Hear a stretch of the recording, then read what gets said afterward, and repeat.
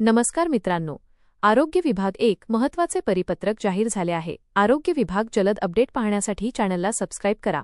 आरोग्य सेवा हिवताप नागपूर कार्यालयाच्या सहाय्यक संचालक डॉक्टर नयना धुमाळे यांनी 13 जुलै 2026 रोजी पुणे आरोग्य सेवा संचालकांना एक अधिकृत पत्र पाठवले आहे।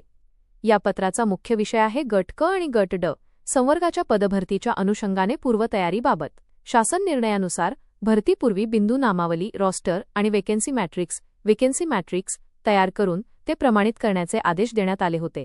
पण हे काम करत असताना जिल्हा आणि विभागीय स्तरावर काही अत्यंत गंभीर अडचणी निर्माण झाल्या आहेत। या पत्रानुसार प्रशासनाला पुढील 3 मुख्य अडचणींचा सामना करावा लागत आहे। पहिली अडचण रोस्टर अपूर्ण असणे। विभागीय स्तरावर जागांचे एकत्रीकरण करत असताना जिल्हा स्तरावरून अजूनही पूर्वीची बिंदू नामावली पूर्ण मंजूर झालेली नाही। जोपर्यंत ही जुनी बिंदू नामावली मंजूर होत नाही तोपर्यंत पुढील एकत्रीकरण करता येणार नाही, असे मागासवर्गीय कक्षाने स्पष्ट केले आहे। दुसरी अडचण केवळ शासनाचे पत्र GR नाही, बहुउद्देशीय आरोग्य कर्मचाऱ्यांचे रोस्टर विभागीय स्तरावर मंजूर करण्याबाबत केवळ शासनाचे पत्र आहे। परंतु मागासवर्गीय कक्षाच्या कर्मचाऱ्यांनी स्पष्ट केले आहे की यासाठी केवळ पत्र चालणार नाही, तर ठोस शासन निर्णय GR असणे अत्यंत आवश्यक आहे।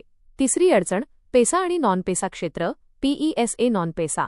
सर्व जिल्ह्यांचे एकत्रीकरण करत असताना पेसा आणि नॉन पेसा क्षेत्राबाबत जोपर्यंत स्पष्ट शासन निर्णय प्राप्त होत नाही तोपर्यंत पुढील कोणतीही कार्यवाही करता येणार नाही, अशा कडक सूचना मागासवर्गीय कक्षाने दिल्या आहेत।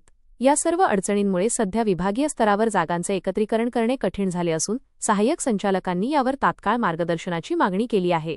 जोपर्यंत या तांत्रिक अडचणी सुटत नाहीत आणि आवश्यक शासन निर्णय GR येत नाही तोपर्यंत जाहिरात प्रसिद्ध होण्यास विलंब होऊ शकतो। आता सर्वात मोठा प्रश्न आहे की परीक्षा कोण घेणार?